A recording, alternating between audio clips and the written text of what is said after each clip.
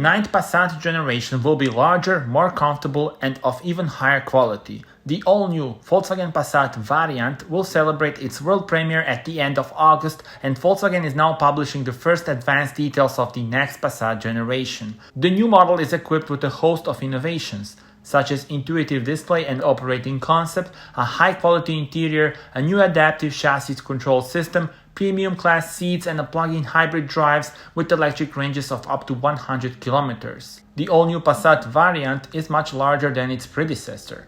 The new length, 14 centimeters more, increases legroom by another 5 centimeters. The luggage compartment capacity is also increased by 40 liters to 690 liters, when loaded up to the height of the rear seat backrests, and even by 140 liters to 1920 liters when the rear bench seat is folded down. It will be offered with turbo diesel engines, turbocharged petrol engines, mild hybrid turbocharged petrol engines, and plug-in hybrid systems. The all-new Passat will be launched in the first quarter of 2024. Stay tuned for more and for the full reveal.